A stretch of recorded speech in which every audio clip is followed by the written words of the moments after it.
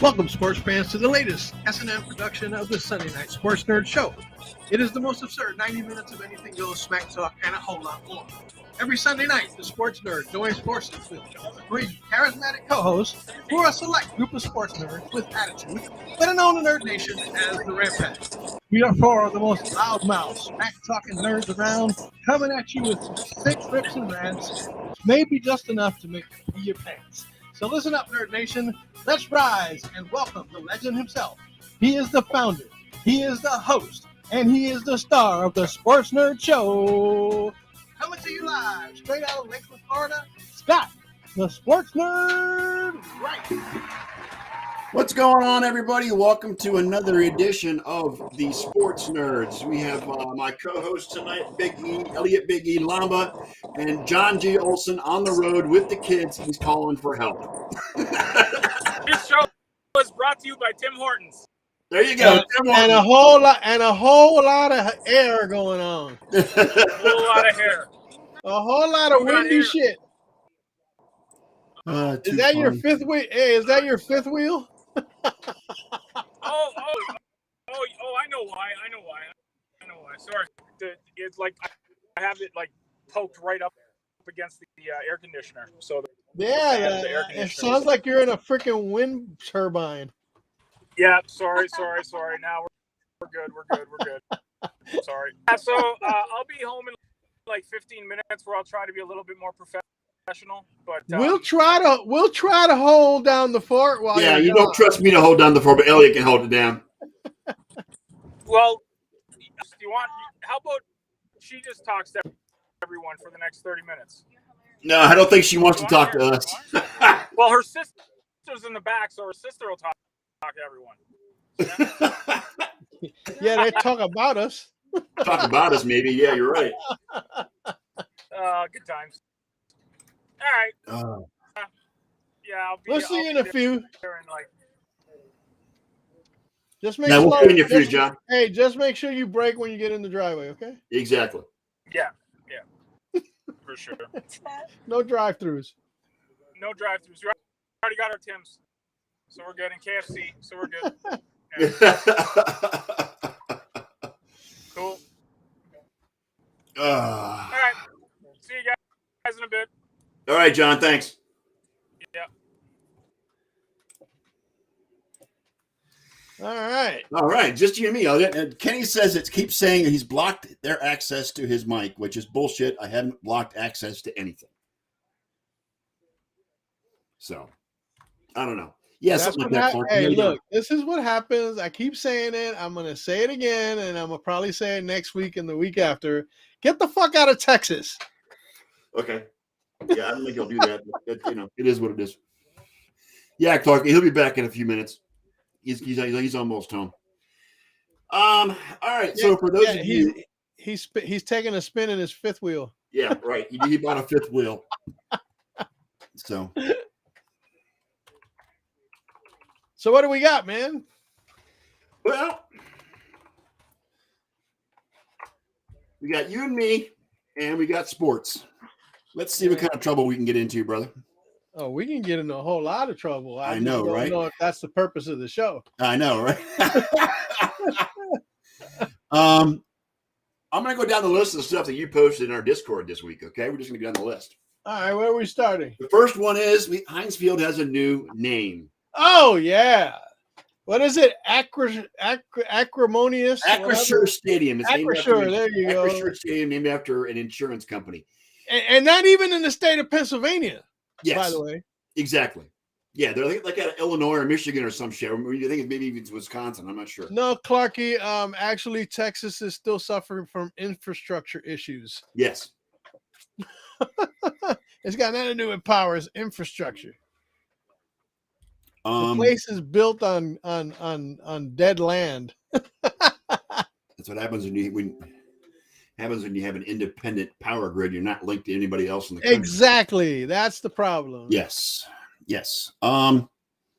So Pittsburgh announced that they're no longer going to be Heinz Field. I don't know about you, Elliot, but it'll always be Heinz Field to me. It'll always be the mustard bowl. It'll always be the ketchup bowl. It'll always be the ketchup, the giant ketchup bottle. You know what I'm saying?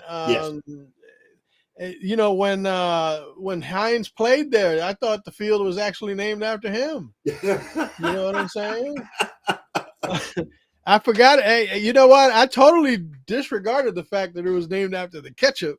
Right. You know what I'm saying? Yeah. But I thought it was Hines's field, the wide receiver. Yeah.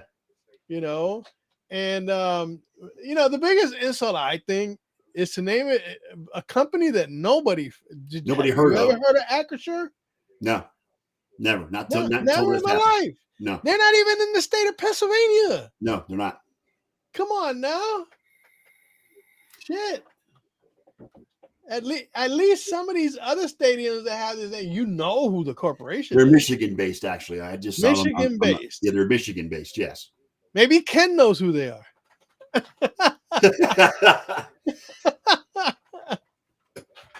But you know, I put up a meme that says the worst thing that happened to Heinz Field since Bane. Right. In The Dark Knight Rises. Yes. Yeah, when he destroyed the entire freaking. Hey, Jamal. What's up, buddy?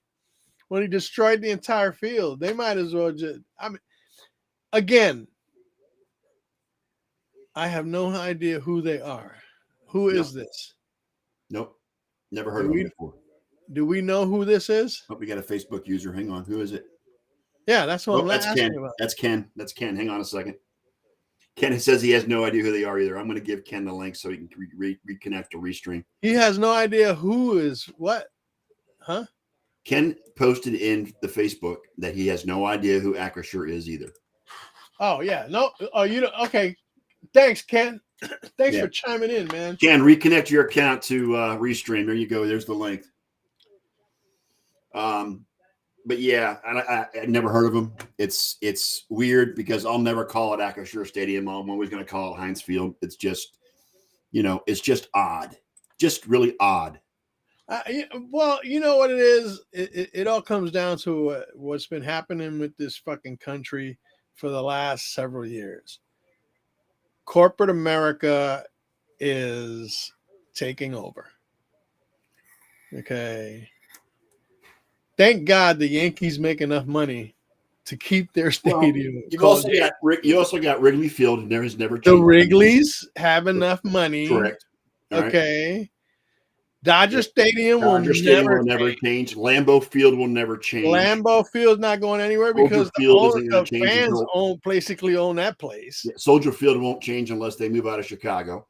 You know. But I mean, they've changed a lot of others. Remember Hard Rock Stadium? That's what Miami. Miami is now. Yeah. You know, how many American Airlines arenas are there in the world of sports? A bunch. Fenway Park. He says, I was going to say Fenway Park is never going to change. Right. Okay. Gillette Stadium is never going to change. I'm a little disappointed by the fact that these major sports corporations are buckling under to other corporations. Like they can't support themselves. Right. You know what it is? You're good, Ken. You know what it is? They can never have enough money. That's what it is. Yeah, I mean the sponsorship of the naming rights to a stadium, it brings in a lot of money to the teams and to ownership, and that's what they do it. But why'd you have to go with some offbeat nobody that nobody's ever freaking heard of instead of getting like you know? I mean, come on. I mean, you could call it Hershey Field. The Hershey's in Pennsylvania. Get Hershey to friggin' sponsor you for Christ's sake. Somebody. Yeah. But Acrisure.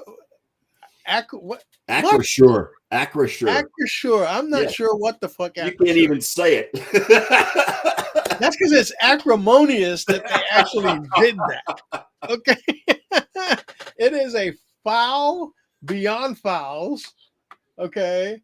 And I just believe that they have done an injustice, okay, to all of Pittsburgh. Yeah. Their fans. Schaefer Stadium, Sullivan, okay. Yeah, and then it used to be Foxborough. But now it's not going to change. Gillette had those rights for decades. Right, and it's since Robert Kraft came along. Yeah. Pretty much. Yeah, well, you know what? the guy that used to do those commercials, and I liked it so much I bought the company. That's the guy that used to own Gillette, and he also at one point in time owned the Patriots, but he sold it to Kraft. Victor Kiam, that's the guy. Yippee-ki-yay, what? Victor Kiam. I remember Victor. He used to own the Patriots, and then he sold it to Robert Kraft. But they did, and I mean, Robert Kraft, I think the stadium opened in 20 years ago, and I think Kraft is the one that built it. And that's when Kraft took over, right? Yeah, 20 exactly. years ago. Yeah. The Igloo in Pittsburgh. Yeah, but the Igloo no longer exists, Ron. It's no longer a venue. Uh-uh. They don't use that venue anymore. No. I remember the Igloo. Just like the Boston Garden doesn't exist, but it's the TD Garden now, and everybody knows who TD is. TD, you know TD exactly. Bank. Yeah. Come on now. Yep. You know, everybody knows City Field in New York. Which used to be Shea Stadium, which is no longer in existence either. But yeah, right. And they couldn't name it Shea Stadium again because it wasn't Shea. Shea was always going to be Shea. And the Mets don't have the capital that the Yankees have either. Right. You can't imagine the Yankees selling naming rights to that stadium anymore. They're never going to sell naming rights to that stadium ever. No. Ever. Nope. I agree. That would be the biggest blasphemy in sports history. Yep. Okay. And like you said, there's other fields out there. That just ain't gonna happen. It's against all laws and nature and everything else. Yeah. Dallas, Miami. There's actually 2 or 3 American Airlines venues. Yeah. I can't remember where the third one is. And then Jerry Jones came along and bought the Cowboys, and Texas Stadium. AT&T. Texas Stadium was no longer, and when he built the mausoleum in where. Well, yeah, but do we all know who AT&T is? Yes, we all know who AT&T is. And they're based out of where? Texas, I think, aren't they? Are they in Texas? I believe so. Okay. I believe so. And again, it's just amazing how these freaking teams. I understand the economics of it. Okay, yes. I understand. As Ron says, they have to go where the money is. Right. But that still doesn't negate the fact that they're a bunch of sellouts. Right. Okay. Yep. Okay. I'm with you on that. But again, it's always going to be Heinz Field to me. It's always going to be Heinz Field. Yeah, it's Rogers is the biggest cable company in the country, Ron. So that's probably why they get all the naming rights to all the stadiums. I mean, they own the Toronto Blue Jays, for goodness sake. Well, yeah. I mean, Rogers is a what? They have the biggest footprint in Canada. Yeah, communications company. Yes. Yeah, they basically own the place. Yeah.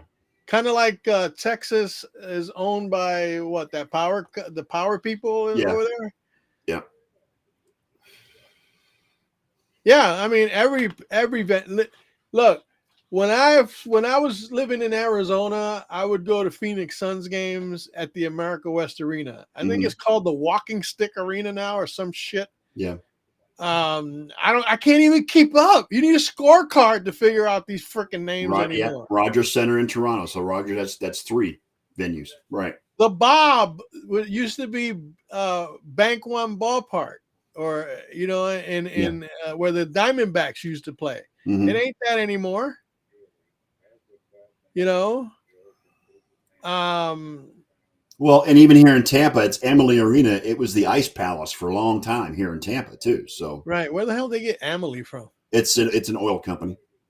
Here? I think so. I'm not sure where.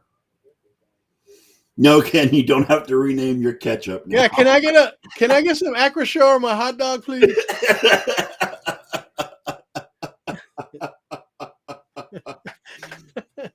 I bet you they don't have 57 variations of Acrisure. Right, there you go. God, jeez, man. Unbelievable. Oh. When I saw that, I was like, God help us. God help us. Oh my God. let's see what else we can talk about. You posted a link. The most dominant player at every position heading into 2022. Yeah. Now, let's just preface that real quick. Okay. Yeah. Let's This is just according to preface Bleacher that Report. real quick. All right.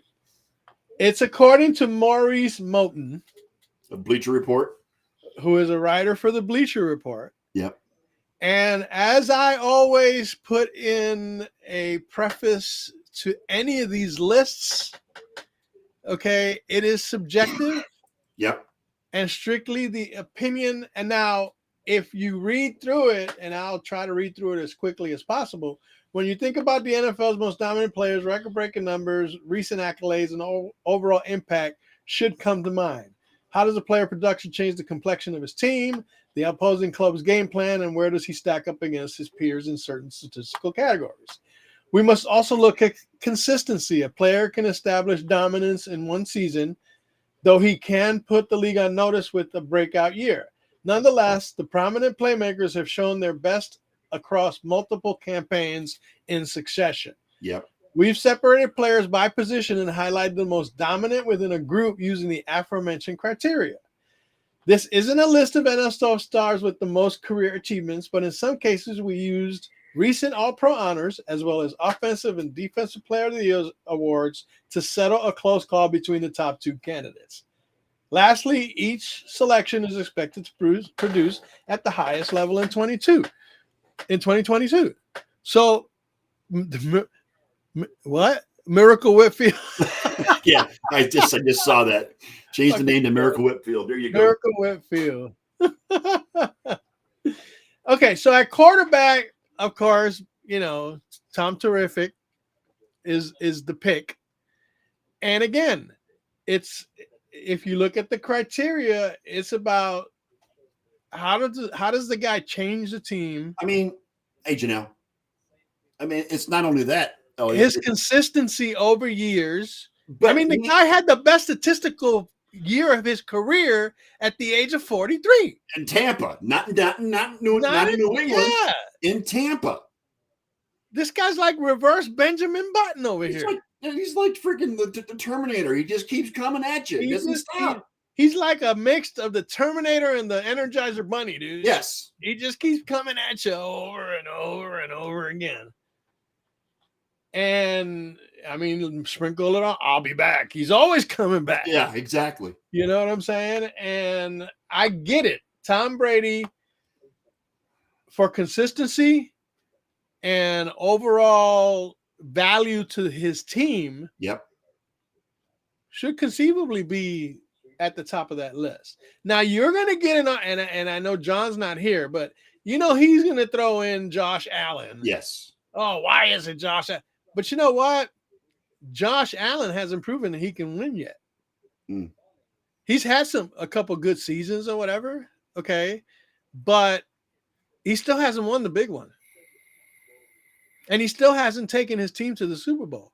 Tom Brady went into Tampa in his first season. Yes. He took them to the Super Bowl, and he was one blown defensive play from taking them back. Yeah. Yep. Okay? Yep. So, yeah, I get that. Now, as far as the honorable mention is concerned, I'm not sure I agree with Aaron Rodgers being the honorable mention as the number 2. Because Aaron Rodgers, let's get real, he has done some great statistical things over the years, and he's always taken his team to the playoffs, that, and the other, but he's a freaking choke artist. When it comes down to it, he fucking chokes. Who would you put in the alternate? See, what you have to look at is that these two guys, their longevity is what has them where they are. And as far as I can see with this particular list, it has to do with longevity and what they've done constantly. Like I said, Aaron Rodgers. He's won MVP the last 2 years. He's won MVPs. He's been to the playoffs pretty much every year. Back MVPs, in fact. Okay. As far as who I would put in that category, I probably can't think of anybody off the top of my head if you look at those parameters. Right. Okay. I mean, the guy has done it pretty much all except He's got one ring. He doesn't have multiple rings. Yeah, and again, Clarky, Josh Allen has shown that he has the Okay, I call it the and that's potential to be a great quarterback. Right. But his greatness has yet to surface because he's never been. He's lost to what's his name? Mahomes in two big challenges. Yeah, okay, back-to-back playoff years. Yes, exactly. And I granted it was his defense's fault that they lost this last one. Yeah, you're gonna let Mahomes drive the field in 13 seconds and give up the game-winning touchdown. I mean, come on. Yeah, I understand that, but did Josh Allen do enough during the game to keep that from happening? You see what I'm saying? Yeah. So when you go down as a team, not as individuals. And the fact is that if Josh Allen might have put them up by 2 touchdowns, then it would have been a moot point at that point.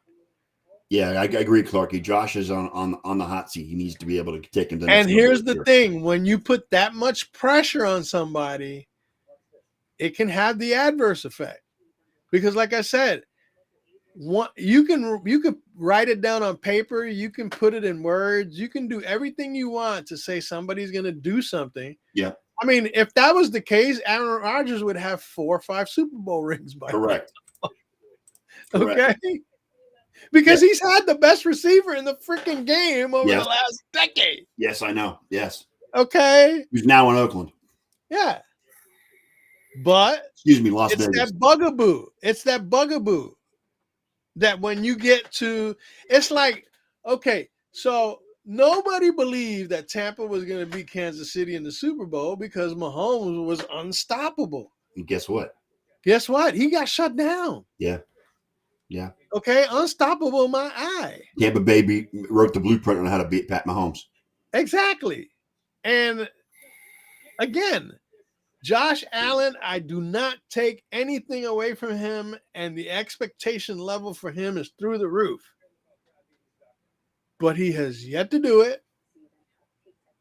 He has not been there enough time to be able to supplant guys like Brady and Rodgers who have done it over and over and over. And like I said, when it comes to expectations, if expectations alone were a barometer for success, then Aaron Rodgers would have as many rings as Tom Brady. Okay. All right.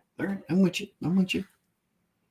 Nobody expected Tom Brady to win the Super Bowl with Tom. Well, you know what? To be honest, Elliot, if my memory serves you right, Aaron Rodgers has had the talent around him to be that successful. Brady he's always run into a situation where he went up against another team that figured him out in the playoffs. To be honest, Brady's talent has not been as great as Aaron Rodgers has had in Green Bay. No. He's made the best out of what talent he had around him. And you know what? An all-time great quarterback is able to do that. But here's the thing. Brady brings out the greatness in everyone. Correct. Would Rob Gronkowski be who he is today without Tom Brady? Not be. No. Would Bill Belichick be the coach that he is today without Tom Brady? No. Or that he was up until Brady left. Players, Aaron Rodgers. Yeah, Aaron Rodgers is just bizarre to begin with. Yes, off the field, he's a weirdo. He's strange. Yes. Mr. COVID toe. I mean, Edelman wouldn't be Edelman. Tobit. Brady. None of those guys would be. And you look, even the defenses wouldn't have been as good because Tom Brady kept defenses off the field. Yes, and not only that, but his defense. But Brady has puts it forward that he expects you to be good, to be great, to do your job and get out there. And he's inspirational to not just his offensive players, but his defensive players as well. And you know why? Because he gets everybody to buy in to his frame of mind and to his beliefs and to his approach. Right. And that's the thing about Tom Brady is he has an ethic of work and an approach to the game that, quite frankly, maybe less than a handful of quarterbacks have had throughout time. Yeah. To be honest with you, I mean, he's in select company when it and right now, I'm sorry. I mean, I didn't like him for the X amount of years he was with New England. no, I don't need But that. that was just guilt by association on my part. And I think that's the case for many people today, because you see how the winds of acceptance changed once he left New England. Because you know what? When Tom left New England, he could be himself. Yeah. He's having more fun now than he did his entire career in New England. Because and you know what? He got, again, he's able to put his hair down, relax, and just have fun. Just to put an emphasis on that statement, guilt by association. A lot of the scandals that they had in New England, he was sucked into those. Yep. He didn't even have a direct, you know what I'm saying? He didn't have direct knowledge or the NFL accused him of deflating the footballs, but he doesn't, it wasn't, he didn't. Again, was that truly his idea? No, I don't think it was. I don't think it was. You know what I'm saying? I just don't know. But the bottom line is that all of a sudden you're seeing a guy that was on everybody's hate list because of who he played for and with. Yep. Okay. And now he's just like this whole other figurehead, so to speak. Yep.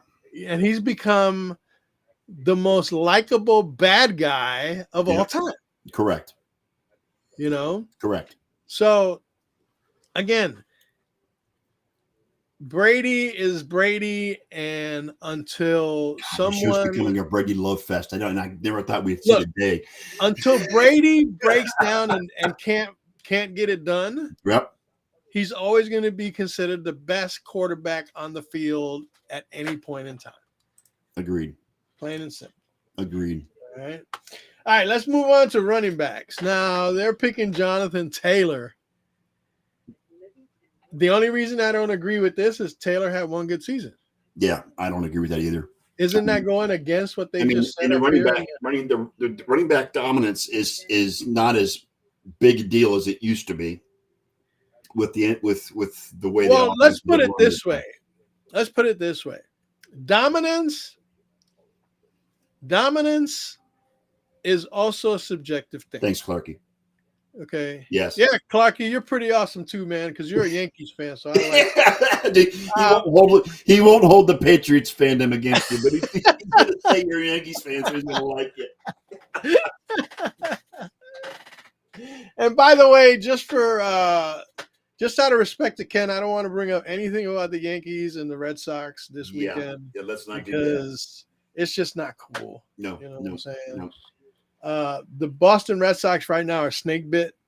What happened to Sale today? Let's hope Sale gets healed quick. Yeah, that guy is running into all kinds of bad luck. Ugly, man. That was ugly. And my condolences to the Red Sox Nation on Chris Sale. I mean, and if you were, I don't know if you were watching the game or not, but let's see, it was Judge, Matt Carpenter, who, by the way, what a rebound. Yeah. Oh my God, he's got an over 1,300. We weren't going to talk about the Yankees. Here we are talking about the Yankees and the Red Sox. No. But I'm talking about an individual who last night basically choked up in front of the camera. Yeah. When they asked him what it was like to get that curtain call. Yeah. Last night when he hit the second of two 3-run homers. Here's a guy that had 7 home runs in 3 seasons and 400 plus at bats with St. Louis. St. Louis sent him packing. All right. He wound up in AAA with the Texas Rangers, bought out his contract. Yep. Got released, and then got called by the Yankees. Okay. That was no guarantee that he was going to come in and do what he's done. Nope. But the guy, and I call him that 70s show with that damn mustache. walking around with. You know what I'm saying? The porn But star mustache. look. The porn star mustache. Yeah, the Ron Jeremy mustache. But actually, Nestor Cortez looks more like Ron Jeremy than Matt Carpenter. But anyway, getting back to the point at hand. 13 home runs, 32 runs back. Well, now 34, I think. Yeah, 34 in 31 games with the Yankees. Yeah. That's ridiculous. He gets an RBI every 2 point something at bats.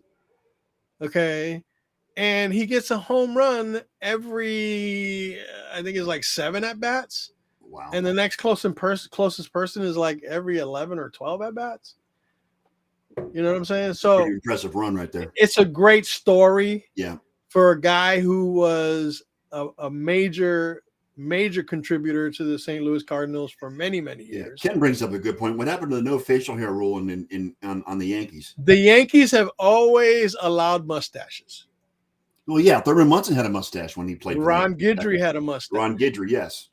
Okay, mustaches have always been okay. Hey, Goose Gossage, I believe, had a mustache. Goose Gossage, yep. Okay, yeah, it's beards that they don't allow. Yeah, I think it's just beards. I think you're Clarky's right.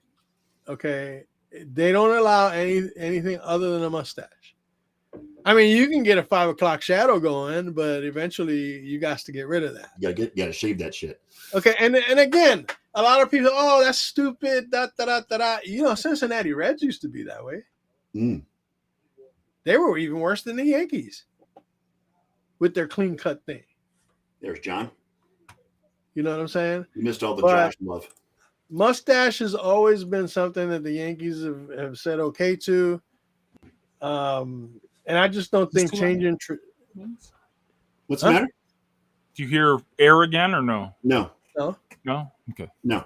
Welcome in, John. I got the fan going, so I didn't. Oh no. Yeah. All right. As long as you had your phone right up against the AC vent. So I didn't even realize it until I was like, "Oh yeah, like a dummy." But it's okay. We were discussing. We were just discussing.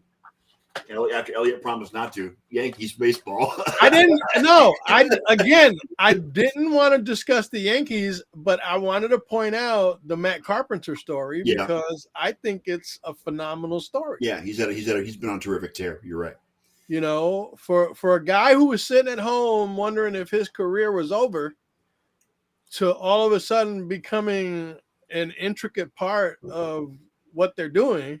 Who's he talking about? Matt Carpenter. He used to play for the St. Louis Cardinals. He was an all-star, big time. And then his swing or whatever went south on him. He spent like the last 3 seasons with 7 home runs and over 400 at-bats. Right now, he has like 80-something at-bats with the Yankees and has 13 home runs. Yeah. In just 31 games. You know, and it's just a great story because, like I said, last night when they were interviewing him, he choked up on the mic in front of a national audience. You know what I'm saying? When they asked him, what was it like for going from where you were to getting a curtain call at Yankee Stadium? And that's beautiful. Yeah, I think it's great. I think it's awesome. Yeah, you missed the Josh Allen talk, John. Sorry about that. Well, it's good. Re-up. What's the Josh Allen talk? So, and again, nobody was bashing Josh Allen. Josh Allen, I consider to be one of the best. No one can bash Josh Allen. Right. Like, it's got nothing to do with Josh Allen. If someone bashes it, they're just a hater. That's it. Okay, so we got this list from a guy from Bleacher Report, and he had certain criteria as to who he believes are the top-rated players at every position. The most dominant, I think, is what it's called. Right.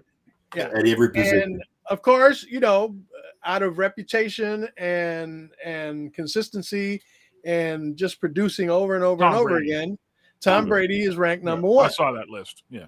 Okay. They rank Rodgers second. Right. And, in some of the discussion, it came up that, Josh Allen is probably going to win a Super Bowl this year with Buffalo, this, that, and the other. And I get it. The expectation is there. He's done enough to show that expectation should be there for him to win it. Yeah. But, I have to put the argument out there that if expectation was a factor for winning Super Bowls, Aaron Rodgers would probably have as many rings as Tom Brady, because he's had many expectations of winning Super Bowls and never quite got it done. So far, Josh Allen has been a really good quarterback, but in the big games, he's fallen short. And not totally his responsibility, okay? He fell short in the Kansas City game? No, that was defense. Look, it's like I told these guys. When you lose as a team, not as an individual. That's fair, but he did absolutely everything he could. He did. And the defense didn't do enough. Right. Okay. Yeah, and the rules weren't his friend either for not being able to get a possession in overtime. Right. Okay. I get that. But this is the same rules and stuff that everybody else plays under. All right. Had he done something differently, maybe during the game, that would have put them up a couple more points. But the bottom line is that, yes, I agree. Josh Allen should have that expectation placed on him at this point to take a team which probably has the best roster in the NFL as we speak and go to the Super Bowl and win. But like you said, though, if expectations, like if you look at the track record, Aaron Rodgers has had a whole lot more miserable losses in big games. Right. Like Tom Brady put him up top. But again, it's about when I say expectation, I mean Aaron Rodgers was expected with the team that he had, the number one receiver, the running game, everything that was in his favor. Okay.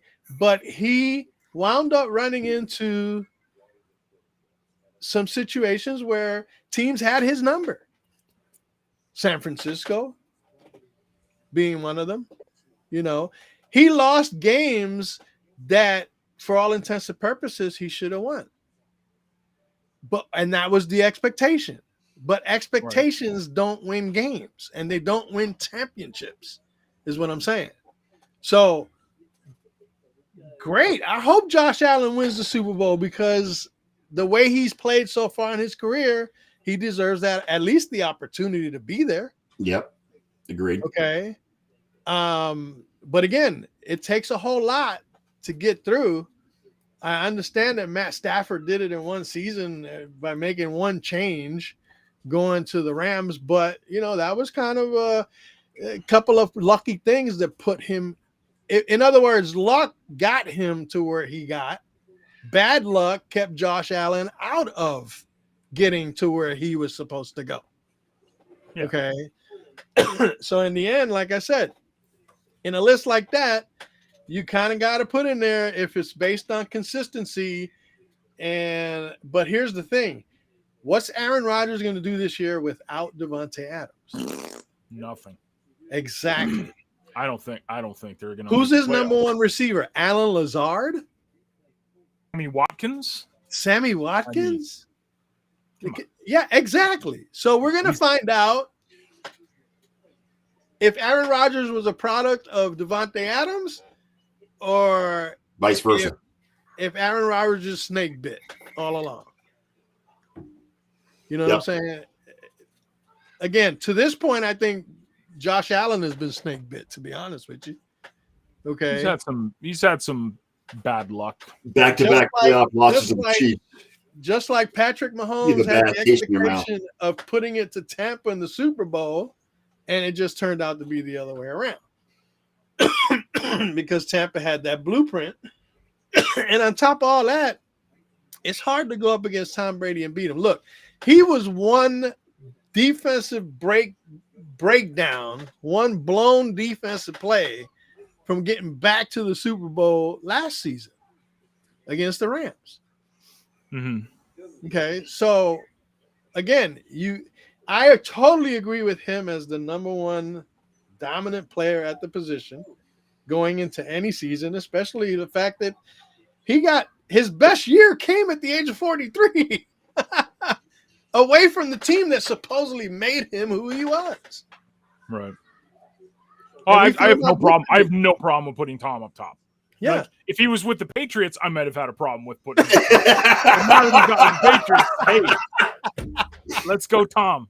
Yeah. Tommy B12. Well, he's gone from villain. He's gone from villain to hero. Just I even follow him on Twitter now. Like, come on, are you kidding? Yeah, he's a great Twitter follow. He really is. Great. Yeah, he's great. Yeah. He's the same age as me, right? Like, we were born in the set. Like, that shows you how much you've done with your life, John. It's always good when you see someone born. Yeah, but Tom Brady's the exception to the rule, John. You can't go by what Brady's done. Yeah, but I have no problem putting Tom up there. Tom, because he's money where the mouth is, man. He's shown improved, man. Yeah, and we were talking about how he's gone from the Patriots to the Bucs. And I hate him again, Clarky. And he's not going to Miami. He's retiring with Tampa. The fact that he's having fun playing the position in Tampa, whereas he was a robot and he couldn't show emotion as much in New England under Belichick. No, that's not how Belichick does it. Yeah, he had to play the Patriot way. He Yeah. had to do things the Patriot way. And the Patriot way isn't always the legit way. You know what I'm saying? And like I said, outside of the deflated ball thing, which I still haven't seen the proof that he was the one totally behind that. Okay. A lot of the other scandals that happen in New England, he was sucked into that. Again, aren't we all guilty of hating Tom Brady? Yes. Through guilt by association? Yes. And Absolutely. We hated him when he was with the Patriots. We love him now that he's with Tampa. But guilt by association is what got him sucked into all those controversial things that happened during his tenure. John's going to shake his head. You know what I'm saying? As a Buffalo fan, I can understand. Dude, it's whatever, man. It's like I don't even care. Like they're so like Clarky's saying here. It's like Miami is the new target. You know, that's the new up and coming team in the AFC East. I think. You know, the Patriots. I'm sorry, Clark. I'm not trying to be mean.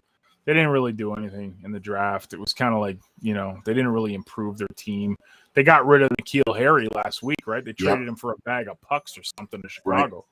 Right. And they ripped whoever they traded with, they ripped them off because N'Keal Harry has been a major bust. Okay, even with Tom Brady, he couldn't do shit. Yeah, New York had a good draft. But Miami is like anytime you put Tyreek Hill on your team and Jalen Waddle and Mike Gesicki, like they have a solid roster.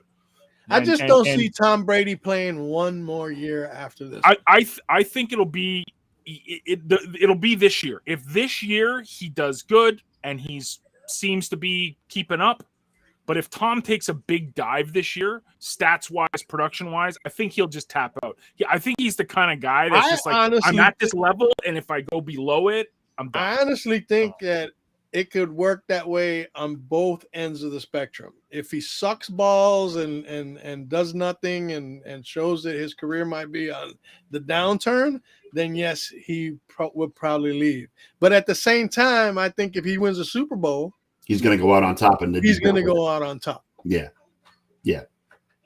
Bills Buccaneers Super Bowl, John. What do you think? Bills Buccaneers? Yes. Oh, gag me with a pitchfork. I mean, the Bills going to beat Tom Brady to win a championship. How about that? Like that would be the storybook ending for the Buffalo Bills franchise, wouldn't it? Like you finally defeated your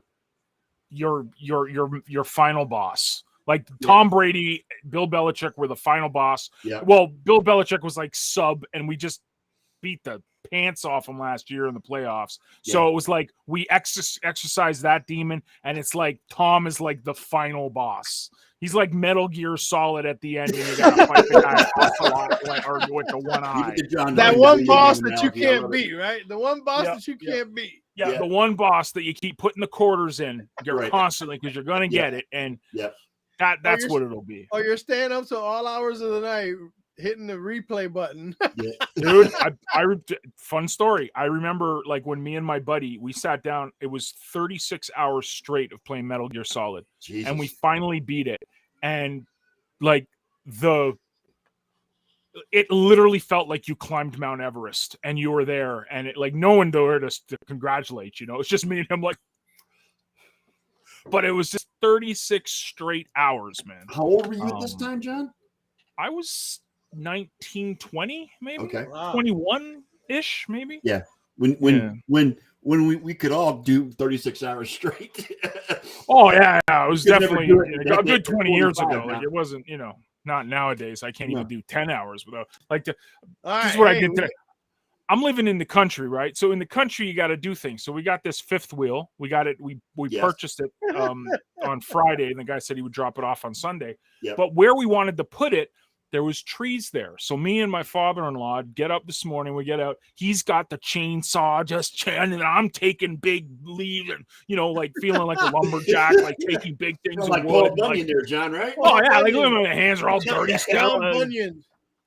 Bro, I put in like 12,000 steps today, just going back and forth, dumping wood here and there. I'm like, yeah, man, I'm country now, man. I'm country. Call him Bumpkin. Anyways. You get the chicken jet, John? What's that? Hey, we got high stakes gambling going on in the combo area. Ken and Scooby are doing high stakes gambling on whether or not that Miami's going to see Sean Payton and Brady next year. A whole $1. Yeah. That's all right. A whole $1. Yeah. Gangbusters. I can see it now. They're gonna one of them are gonna mail the $1 in the mail in an envelope to him. You can tell you're in America because he said folding money and it's a one. It's like we haven't had a folding one here in like 30 years. Yeah, Clarky says you're gonna be sore tomorrow, John. Okay, so where we were just at, John, when you came in was at the running back, and I was having a hard time explaining why they would pick Jonathan Taylor at that position as the number one dominant running back. Compared to Derrick Henry, right? Right. Well, and I was getting ready to say, he was dominant, but you want to talk about dominant? Derrick Henry finished 9th amongst running backs and only played 10 out of 17 games. Well, not only that, but Derrick Henry's power is what makes him dominant. Right, but he's got highlight reel face. You know what I'm saying? I mean, it's just face plants. On everybody, and Josh Norman, we know. Yeah. I mean, Josh. Yeah. I mean, come on, the stiff arm is legendary. I mean, he's knocked guys off their feet many times in multiple seasons, and I think Derrick Henry. But there are other running backs. There are other running backs in the league that have done it more over time than Jonathan Taylor. Jonathan Taylor had one good season, and I don't think that the criteria made it clear that it was just what you did in one season. Derrick Henry has got an awful offense now. Yes. Like that offense might have ran through him, but it excelled with A.J. Brown. Agreed. They don't have – Ryan Tannehill doesn't have his little check down anymore. No, he doesn't. So people are just going to stuff the box. And as we saw, I'm not bitter. I'm not bitter at all.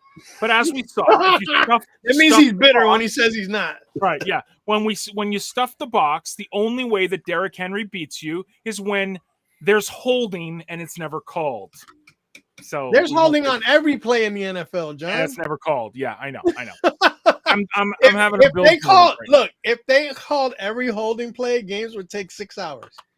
But what I'm saying is, Derrick Henry I see the argument for Jonathan Taylor because he's got a better offense. I mean, I'll take Matt Ryan any day over Ryan Tannehill, even if Matt Ryan is like 50,000 years old and runs like a slug, right? But I see the argument. Do I think Derrick Henry's the best running back in the league? Yeah, I do. But I think his team sucks. I think, and the rationale behind him putting Taylor ahead of Henry is because apparently the wear and tear of playing the position might have already caught up with him after last season. coming off that foot injury. Yeah, and then Ken Costello is comparing Derrick Henry as this generation's Bo Jackson. Bo knows that. But Bo don't know Jack because Bo can't rap. Well, what do you know? The D-Dog is first up the bat. Who said that? You don't even know about A Tribe Called Quest. Come on, man. Come on. All right, moving to the wide receiver. Now they're listing Devontae Adams as the number one dominant, and I guess you can say yes. What's he going to do into Derek Carr? Flinging him the ball. Fine with it. Okay. Derek Carr gets a lot of hate. He's a very, very good quarterback. Yes, he is. I agree. He's not top tier, excellent, the greatest ever, but he doesn't do stupid things. So, right, and the thing, and he's a check down guy too, right? So he should continue to flourish. And they were teammates at Fresno State, him and Derek Carr. Okay, right. And Derek Carr has an accuracy rate of 65% completion, and is an underrated deep ball thrower. Yes. Plus he's got those other targets, Hunter Renfrow and Darren Waller. That's going to open up some stuff for Adams. And you know what?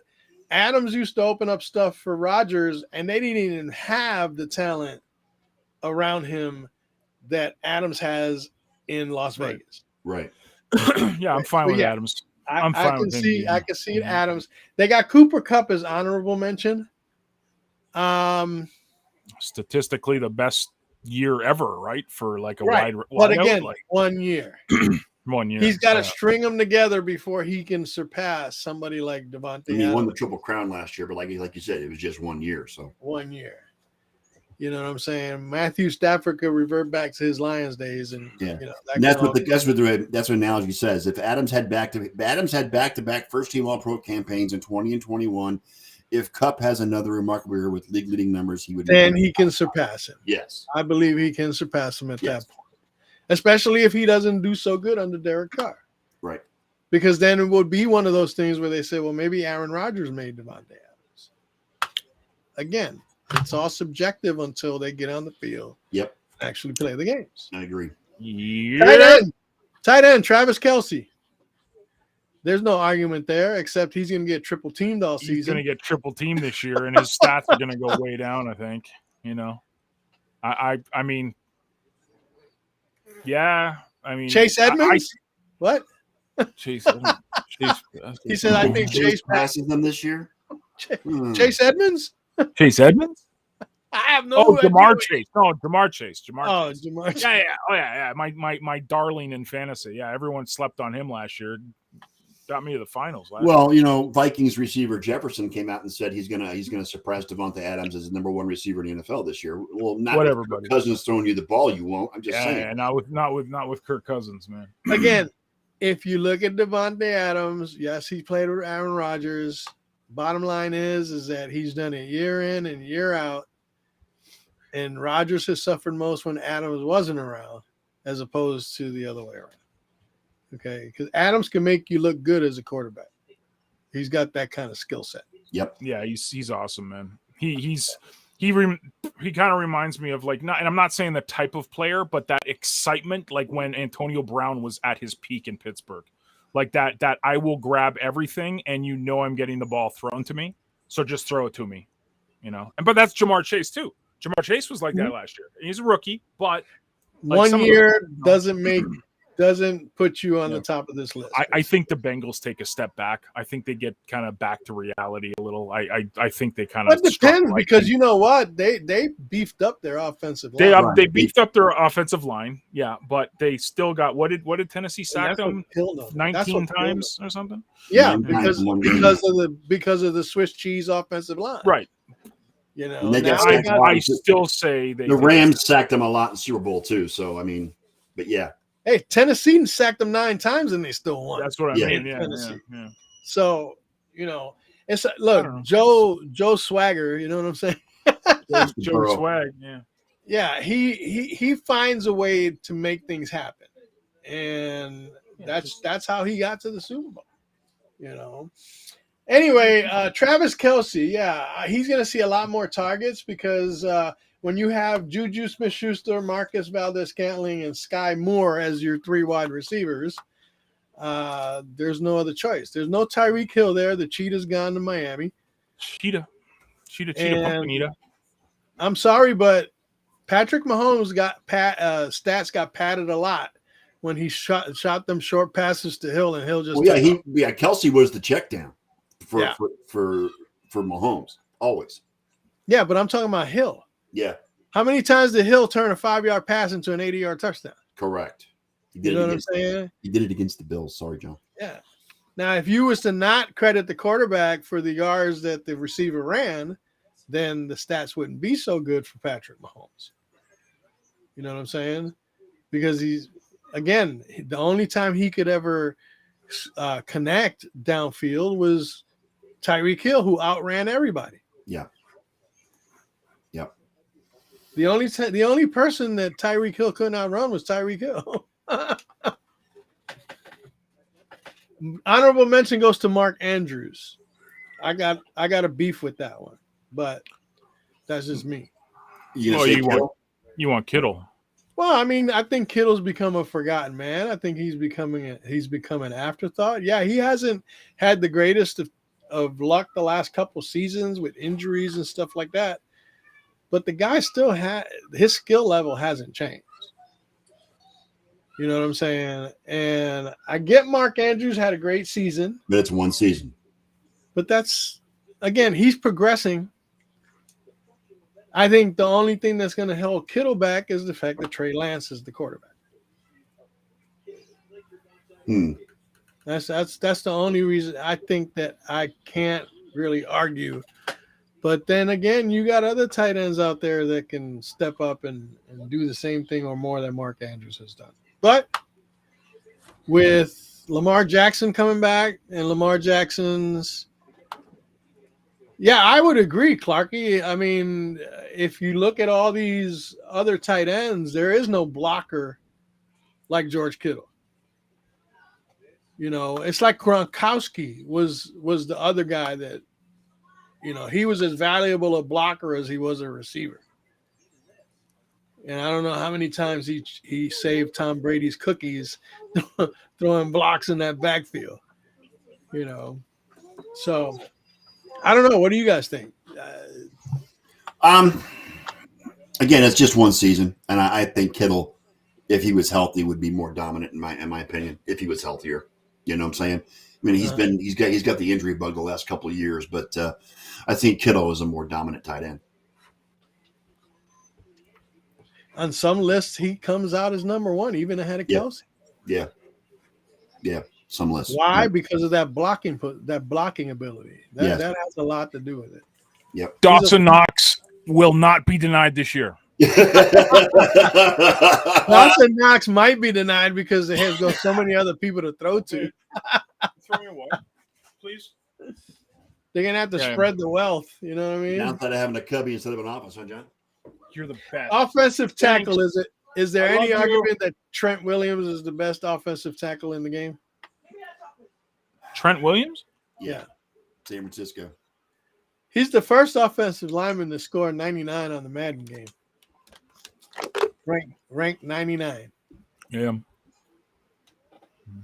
Yeah, I would say Kittle's better than Kelsey just because he does everything.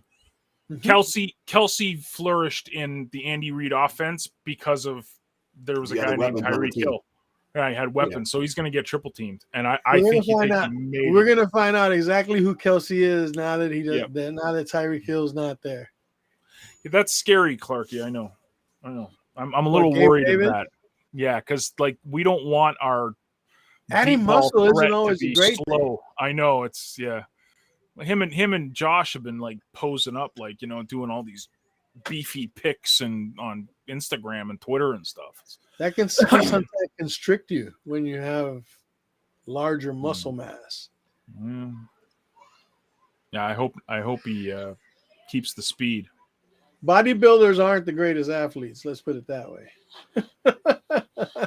No, and that's just a fact. Tristan Wirfs of Tampa gets honorable mention. Now, that makes sense only because Tom Brady might have been in that Super Bowl if Tristan Wirfs didn't get hurt during the playoffs. Yeah, I remember that. That's backside help fell apart, and Yeah. Brady was under more pressure than he would like to have been. Right.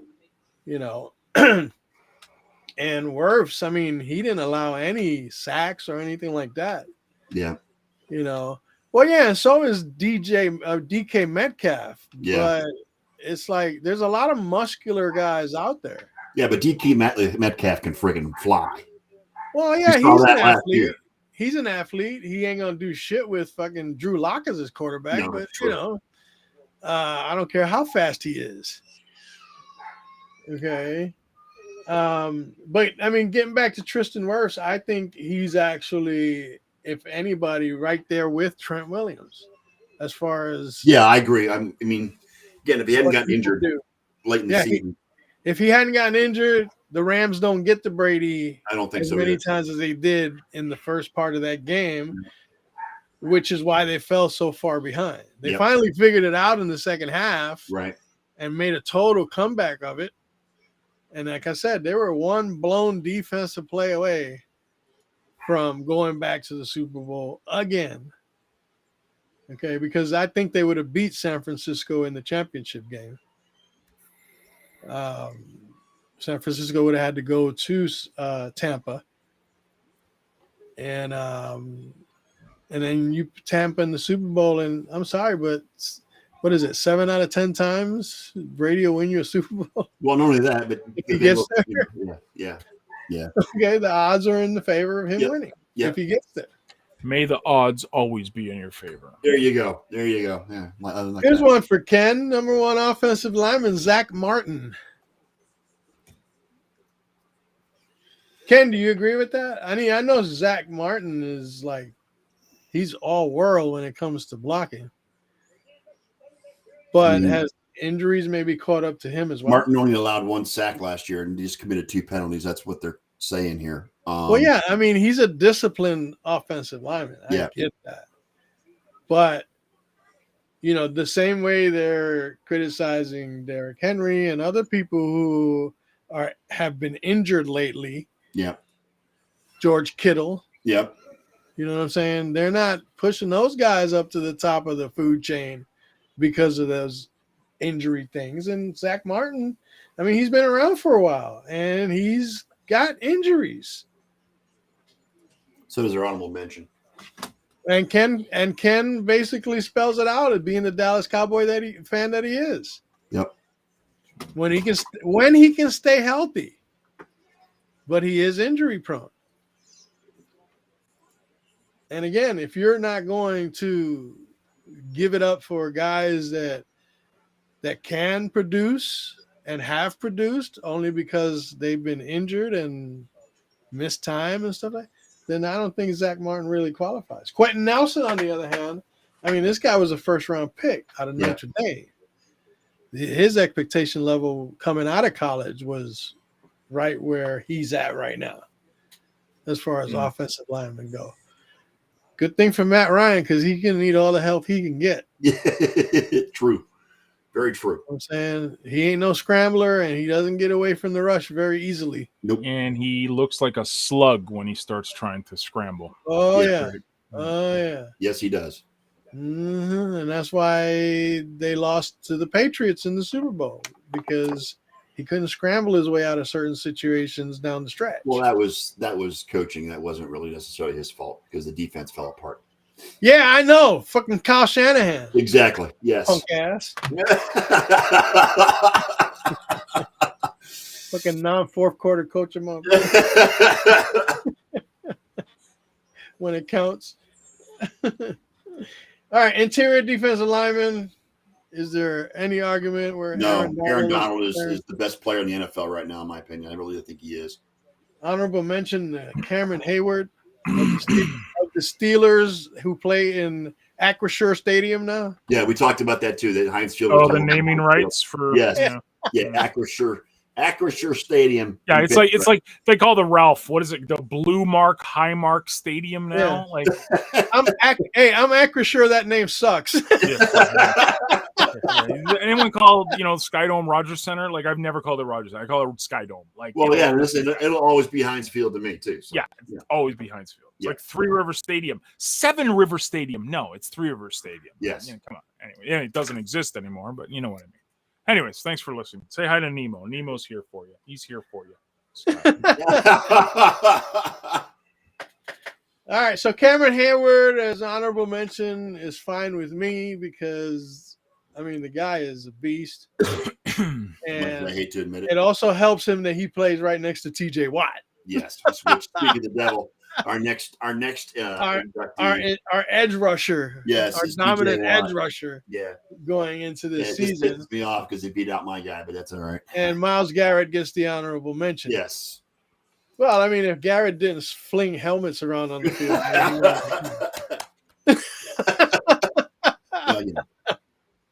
And TJ Watt is just coming off one of the most dominant edge rushing seasons of all time. Okay. Yep.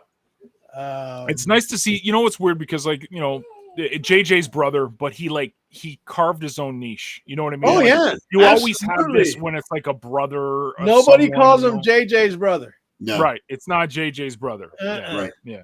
It's TJ, and right now I think he's actually on the verge of eclipsing JJ. Well, because JJ's been hampered by injuries most of his career too, so that's another reason. That's fine. Yeah. Bottom line is that I think TJ is an all-around better athlete than JJ, to be honest with you. Yeah. He's smaller too, right? He's not as faster, I think. Yeah, it's faster off the edge. Yeah. So, linebacker, I have no problem with Darius Leonard. He is a beast. The guy plays the guy plays the position with a fervor that he's like a Mike Singletary type. You know what I'm saying? Yeah. Wow. Comparing him to Mike Singletary. Well, Mike Singletary. The Bears in the 80s is way before my time, so I'm just throwing it Singletary, Lawrence Taylor, he has that kind of emphasis on playing that position. Yep. He's all about let the dogs loose. You know what I'm saying? He's all over the field. Pretty much every time you hear a freaking play going on, Darius Leonard's name is right there in the middle of it. And then Micah Parsons gets honorable mention. Give him a couple of years, he'll be up there, right? Yeah, well, Micah, he was a rookie last year, so yeah, he had a great rookie season. So he did. He did. And it's like and Leonard's had his every season. Micah was a sack machine as well last year too. So. Yeah, and he definitely puts. Let's just put it this way: he definitely gives the Dallas Cowboys a chance because he can put pressure on an offense. Yes. Okay. Only problem is that the Cowboys offense puts pressure on themselves and they don't get the job done. How they're going to do this year on offense, I have no clue because they don't really have a running game to speak of. Emmitt Smith is washed as far as I'm concerned. Okay. Emmitt Smith? Emmitt, what's his name? Zeke Elliott. Zeke, yeah, there you go. He said Emmitt Smith. I'm like, he's washed. Emmitt's been washed for over a decade now. In case Emmitt's washed ever since he won Dancing with the Stars. Yeah, exactly. This guy said over a decade, dude. No, Zeke is done. Zeke is done. I don't think Pollard is the number one. But you know what? Pollard runs the ball better than Zeke. They're better. Oh, he does. That goes without saying. But is he a cowbell for running back? Is he the guy that's going to play? See, running backs are. And the thing is, they pay Zeke so much money, they can't turn over the reins. Right. They can't turn over the reins to Tony Pollard because they pay Zeke so much money. Well, not only that, you know what? The belt cow running backs are a dime a dozen these days. They're going to be in the league 4 or 5 years and they're done because of all the beatings they take. And plus, the running game is no longer the focus of NFL offenses. It really isn't. So, no. Everything is all about pinball. It's all about throwing the ball downfield. It's all about the pass. Yes. Yep. I get it. Well, and that's why? That's because the emphasis on offensive lines that run block has diminished over the years. Run blocking is an issue over the past few years. Yep. Leading up to now. You have more offensive lines that are geared around protecting the quarterback than making holes for running backs. Yes, creating holes for running backs. Yep. Yep. And that's why the game has transitioned to where it has. Yeah. Okay, as far as cornerback, I do not agree with Jalen Ramsey.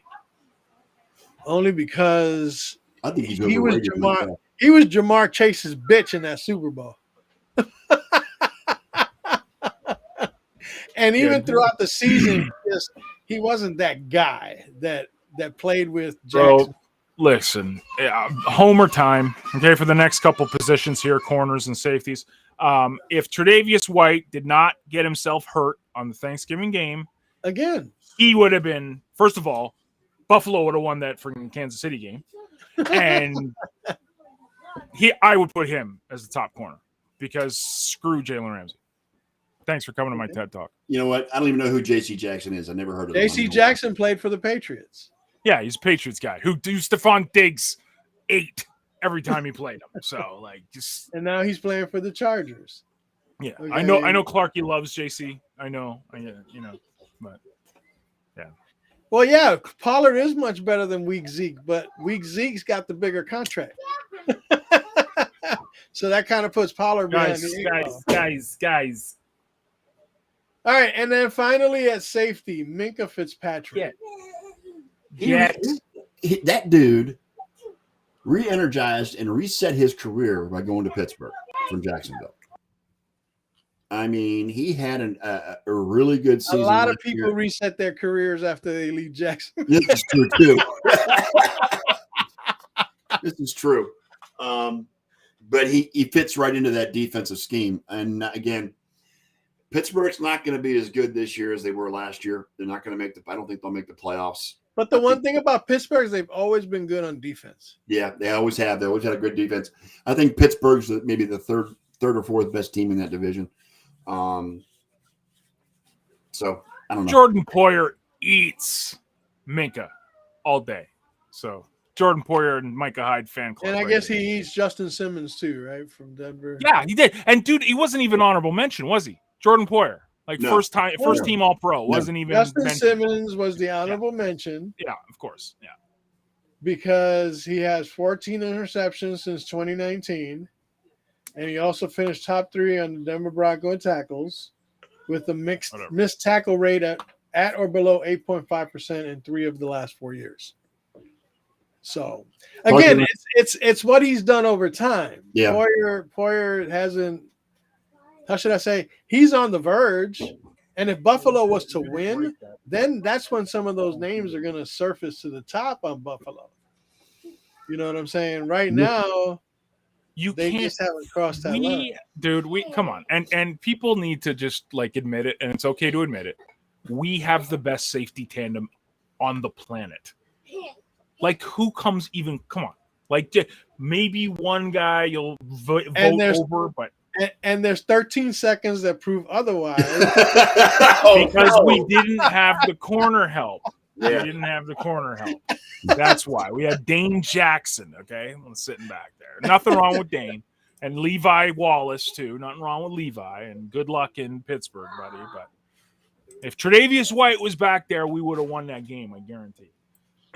because Micah and Jordan have to compensate for that. So they can't play. They're always everywhere. Yeah. So I have 2 kids that are going bananas right now. That's okay. Do you miss your office yet, John? Very much so. This is like the playroom as well. Okay, guys. Let's say I need to get some stuff done, and you guys got to go play outside or go play upstairs. 15 minutes is all you need.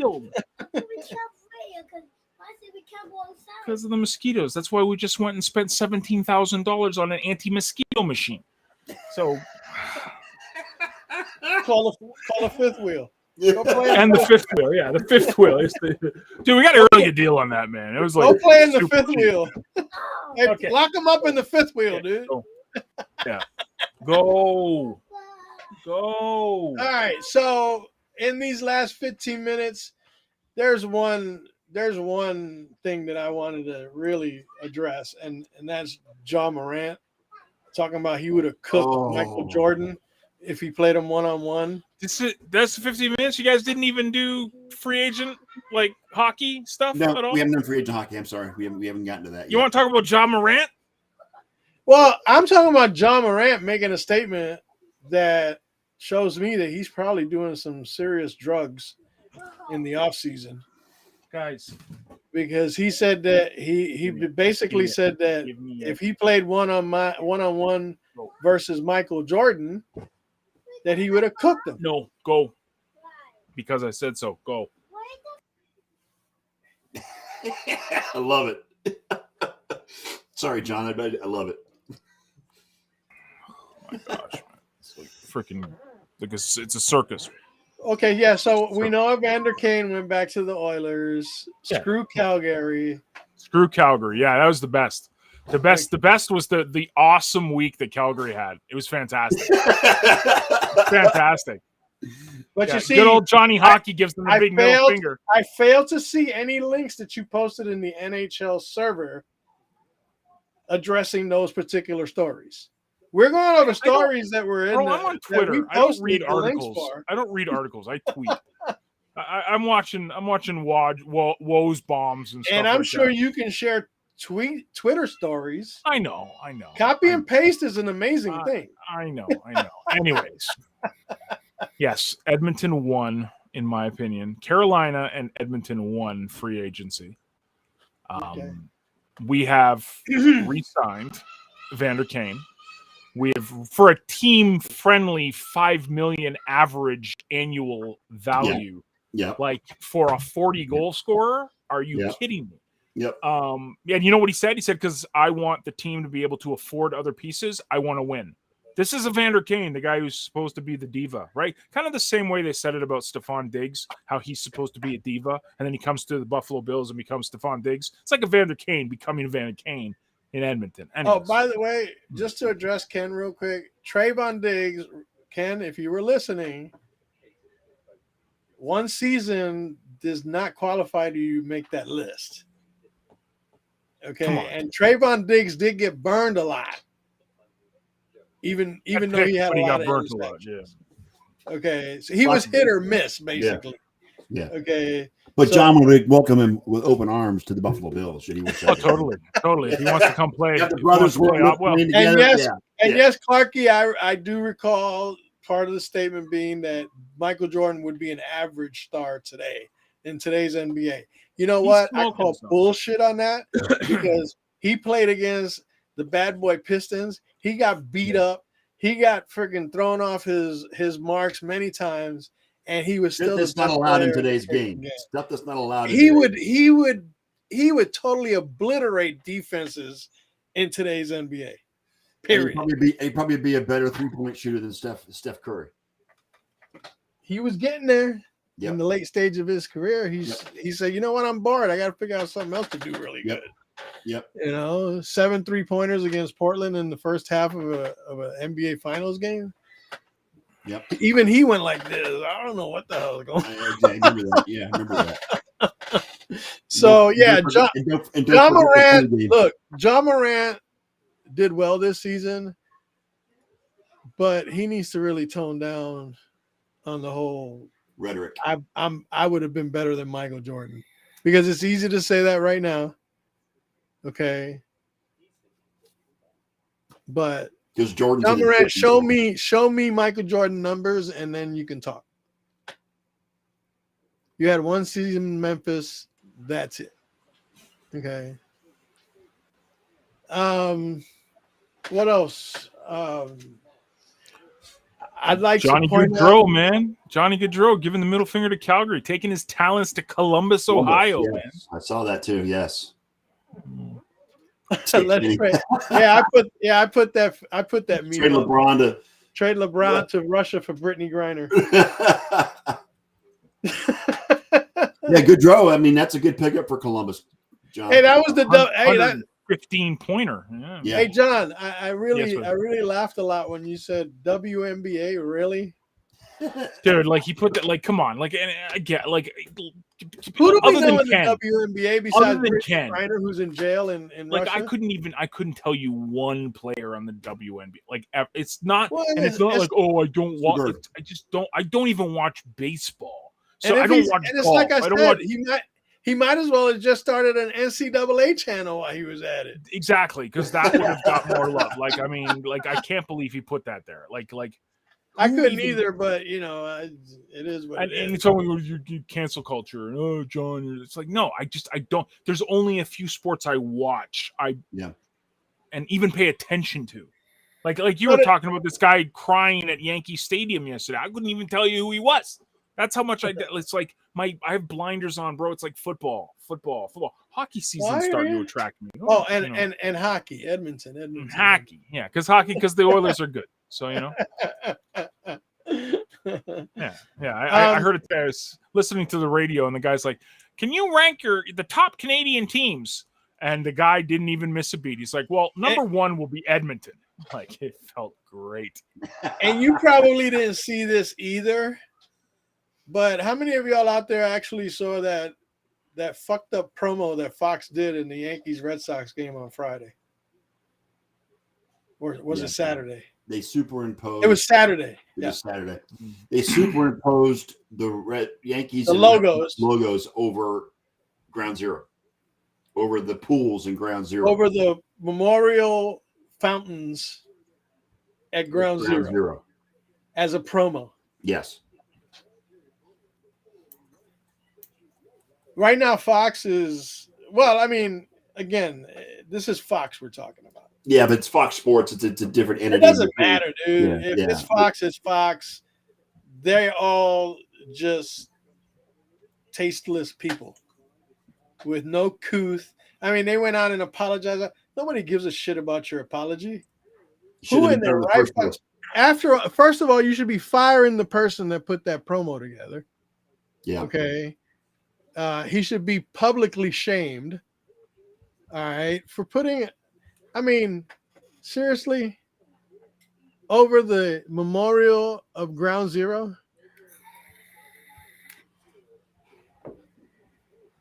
It just, I mean, it's too tasteless for words. And that's not political. That's just common sense and decency.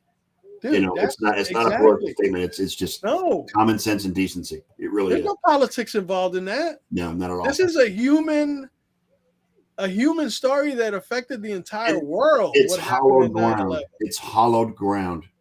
Plain and simple. Plain and simple.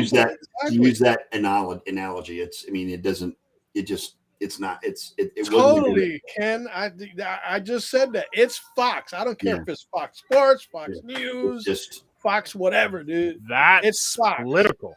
That's political.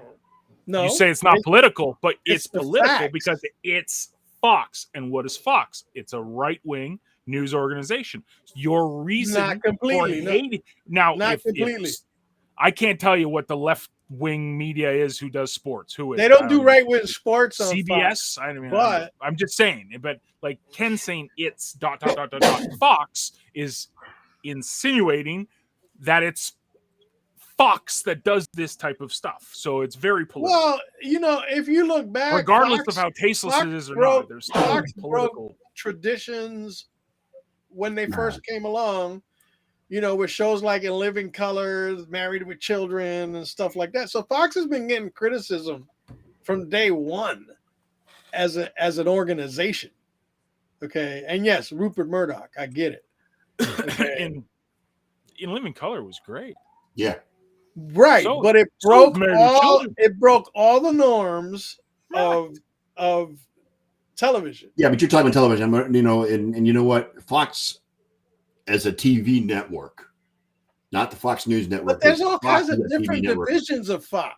Have I'm just saying, as a whole. I mean, Fox created The Simpsons, for goodness sake. I mean, come on. Yeah, so, Fox has no filter. They don't give a shit. Yeah. And I get that. It's okay. But there's certain things that you got to watch where you tread. Yep. You know what I'm saying? And like I said, to me, the whole thing with the promo is not political, but it promo is itself, par for the course for Fox's attitude towards everything. Yeah. I mean, it was tasteless. You know? It really was. Is it disgusting? Yeah. Was it surprising? It's Fox. No, Excuse me. not really. I mean, they came out and apologized for it. Good for them. Okay. Let's move on to Juan Soto, who declined $140 Juan Soto, million. how do you turn down $440 million for 15 years? You know why? Because he's expecting $500 million from Somebody else. from a New York So team. now the Nationals are going to try to trade him, and he's still not going to get what he wants. I don't think he's. They're not going to get what he wants. They're not going to get what they want for That was him. the richest. That was the richest proposed MLB contract in history, and he turned it down. Well, yeah. Well, you know why? Because he doesn't want to play in Washington anymore. Washington won their World Series during a pandemic. Okay. Which pretty much every championship during that period of time bears an asterisk next to it. Okay.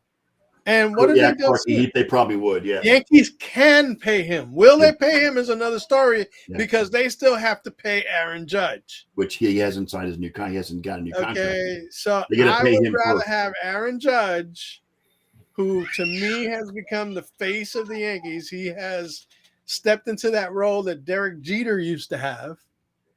Okay.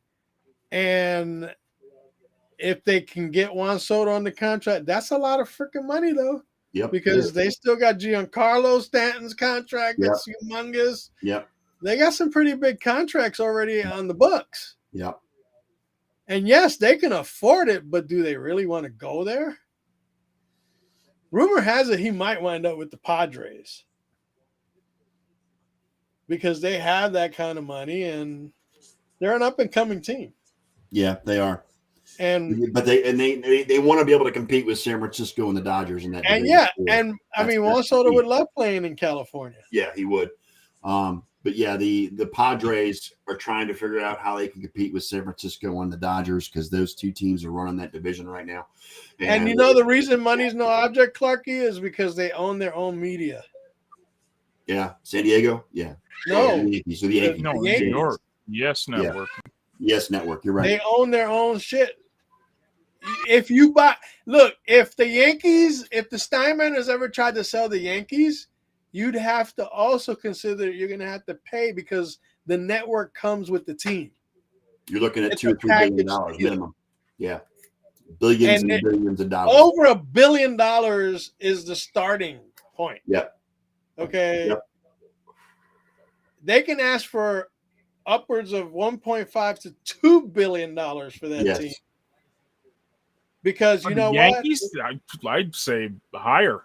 Even more than that. It's instant money. That's Manchester United. The owners of the Yankees have their own ATM. That's how much money they're making right now. So it's all, and they'll always be the number one market. You're right, Clark. They will. Yeah. That's why their stadium name will never change because they don't need sponsorship. They don't need corporate sponsorship. So, anything else before we close out? DeAndre Ayton resigns with the Phoenix Suns. Yeah. Alex Rodriguez is transitioning from baseball to basketball as the co-owner of the Minnesota Timberwolves. For what I understand, the transition is going well. They're accepting him, and I don't know, how big of a change is that? Being a baseball star all your life and then all of a sudden going into a totally different sport as an executive.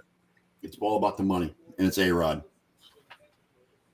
So it's A-Rod, and it's all about the money. It always is. Well, A-Rod ain't no dummy either. So the ESPN money is not enough for him. I mean, he's got his own friggin' broadcast like the Mannings do for baseball now. So it's all about the money for him. I have questions on whether or not he could be a quality owner because he's got his life skills are And as gloom and doom would go, Scott posts a couple of things concerning deaths in the NFL. We won't go there. John Scott doesn't want to talk about it. We won't go there. Scott missed the obituary right. Yeah. And it looks like it's 9:00, ladies and gentlemen. Yes, sir, it is.